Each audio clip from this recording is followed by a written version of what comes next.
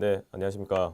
저 보세사 강의를 맡은 관세사 도민석이라고 합니다. 보세사, 관세사하고 보세사는 아주 밀접한 관련이 있습니다. 관세사는 수출입 통관을 주 업무로 하는 우리 전문 직종이고요. 보세사는 우리가 보세 구역에 있는 보세 화물을 관리를 하고 보세 구역을 전반적으로 보세 구역에 관련한 행정 업무를 전반적으로 이행을 하는 그런 직종이라고 생각하시면 됩니다. 먼저 관세법 파트에 OT 들어가기 전에 보세사 시험에 대한 가이드를 간략하게 말씀을 좀 드리겠습니다. 우리 보세사 시험은 2012년까지 그러니까 정확하게는 2013년까지는 자격 요건에서 기본 교육 이수 과정이 있었습니다. 근데 그런 과정들이 폐지가 되고 그리고 그 다음해인 2014년도에 그 경력 요건이 없어졌습니다. 경력 요건이 없어져서 그래서 지금은 누구나 응시할 수 있는 자격이 부여되어 있는 시험입니다. 그리고 이제 현재 업계에서 이제 그 하고 있는 말씀들을 조금 전해드리면은 각 그 기업체에서 그 보세 화물 관리 즉 보세사의 자격을 요건으로 하는 그러한 이제 내부 제도들도 많이 지금 생겨나고 있기 때문에 지금 업체 다니시는 분들도 많이 응시하고 있는 시험입니다. 일단은 한번 말씀을 드릴 게 현장 실무에서 제가 경험한 바를 말씀을 드리자면 보세사만을 가지고 어떤 우리가 직업을 가진다라는 개념보다는 내가 하고 있는 업무에서 나의 능력을 조금 더 배가시킨다라는 개념에서 이 보세사 자격에 그런 매력이 있는 것 같습니다. 우리 보세사 시험은 총 5가지 과목으로 구성이 되는데요. 첫 번째로는 수출입 통관 절차에 대해서 그러니까 이 과목은 관세법, 지금 저희가 강의를 시작하게 될 관세법에 대한 부분을 그런 응시를 하고 있고요. 전형을 보고 있고요. 그 다음에 보세 구역과 관련해서는 보세 구역 관리, 그리고 보세 화물 관리, 그리고 자율 관리 및 관세 벌칙으로 구성이 되어 있습니다. 그래서 전반적인 관세법의 내용을 우리 수출입 통관 절차와 그리고 나머지 세 과목으로 구성이 되어 있고요. 그리고 지금 현재로서는 관세청 고시로서 운영되고 있는 수출입 안전관리, 즉 국경 감시 제도와 AO 제도 전반에 대한 과목이 마지막 5번째 과목으로 구성이 되어 있습니다.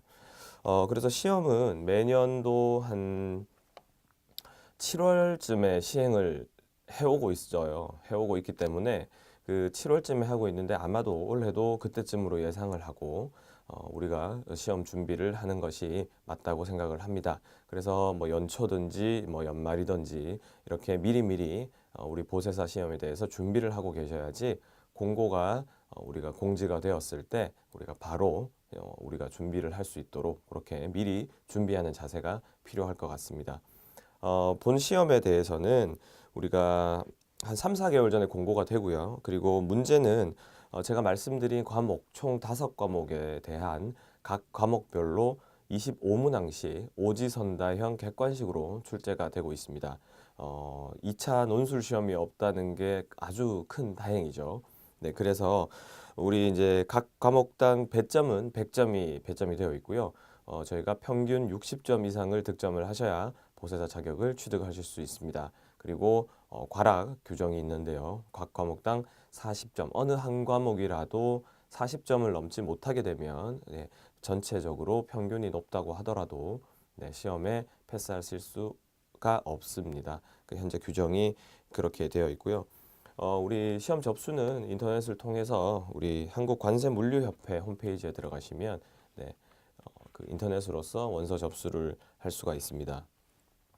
자, 간략하게 보세사 시험 가이드에 대해서는 이렇게 말씀을 드리고요. 그 다음에 저 이제 첫 번째 과목, 제1과목 수출입 통관 절차에 대해서 제가 간단하게 오리엔테이션 진행을 좀 하겠습니다. 자, 여러분 무역에 관련해서는 3대 법규가 있습니다. 잠시 적어드리면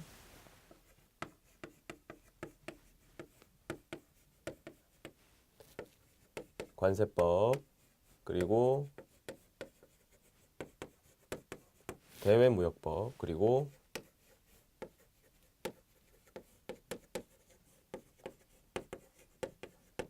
무역에 관한 3대 법규로서 이렇게 관세법, 대외무역법, 외국환 거래법을 규정을 하고 있는데요. 우리가 보세사 시험을 준비하는 여러분들이 배우게 될 과목은 바로 여기 관세법입니다. 관세법의 내용들을 배우게 될 텐데요. 자, 관세라는 말은 많이 들어보셨죠? 관세라는 말은 많이 들어봤는데 맞습니다. 여러분들이 흔히 뉴스에서 즐겨 들으셨던 그 관세에 관한 모든 행정적인 절차와 그리고 그 절차를 이행하지 않았을 때의 벌칙 그리고 또는 납세자로서의 정당하게 요구할 수 있는 권리나 그러한 구제 절차 등을 전반적으로 기술해 놓은 통칙법적 성격을 가진 관세에 관한 통칙법입니다. 그래서 우리는 관세법을 공부를 하게 될 텐데요. 우리가 관세법을 처음 받아들일 때 제가 말씀드린 것처럼 무역에 관한 3대 법규라고 말씀을 드렸습니다. 관세법, 대외무역법, 그리고 외국환 거래법이 있는데요. 대외무역법은 무역에 관한 일반법이고요.